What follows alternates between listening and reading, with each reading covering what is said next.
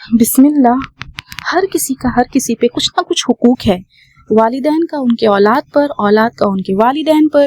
ٹھیک اسی طرح your body has a right over you, your eyes have a right over you and your wife has a right over you.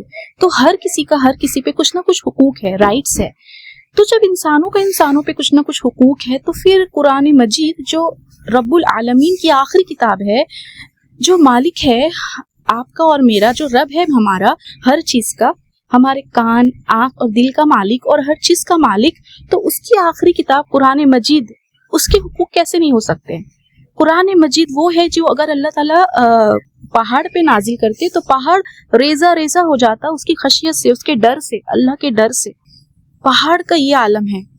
تو قرآن مجید کے کیسے نہیں حقوق ہو سکتے ہیں؟ بالکل قرآن مجید کے حقوق ہیں، اور قرآن مجید کے 5 حقوق ہیں ہر مسلمانوں پر، اور ہر مسلمان پر یہ فرض ہے یہ حقوق کو اس کے اپنی استطاعت کے مطابق، اپنی صلاحیت کے مطابق اسے پورا کریں. تو سب سے پہلے قرآن کے حقوق میں سے ایک حق یہ ہے کہ قرآن پر ایمان لایا جائے جیسے ایمان لانے کا حق ہے. صرف زبانی کلامی اقرار نہیں بلکہ دل سے یقین رکھنا. پھر قرآن کی تلاوت کرنا جیسے تلاوت کرنے کا حق ہے. پھر اس کو سمجھنا جیسے سمجھنے کا حق ہے. پھر قرآن پر عمل کرنا جیسے عمل کرنے کا حق ہے. اور پھر اس کی تبلیغ کرنا، اس کو اسپریڈ کرنا، اس کو پھیلانا جیسے پھیلانے کا حق ہے.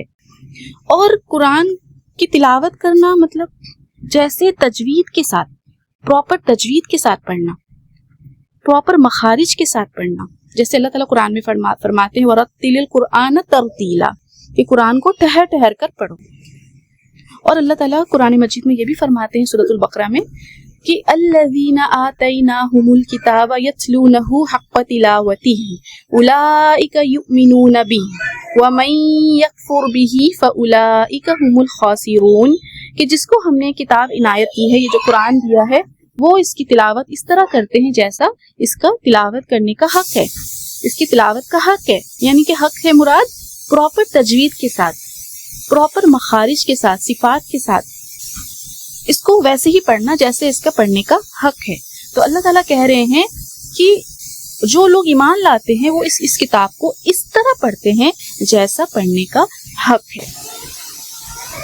یتلونہ حق تلاوتہ، جیسا حق ہے تلاوت کرنے کا ویسے ہی تلاوت کرتے ہیں. تو ہم سب کو چاہیے کہ تجوید سیکھیں، پراپر مخرج سیکھیں، مخارج سیکھیں، تاکہ قرآن کا حق کو ہم ادا کر سکیں اور قرآن کو ہم ویسے ہی پڑھے جیسا اللہ نے فرمایا وَرَتِّلِ الْقُرْآنَ تَرْتِیلًا، اور قرآن کو ٹھہر ٹھہر کر پڑھو، پراپر میجرڈ ریسیٹیشن کے ساتھ پڑھو.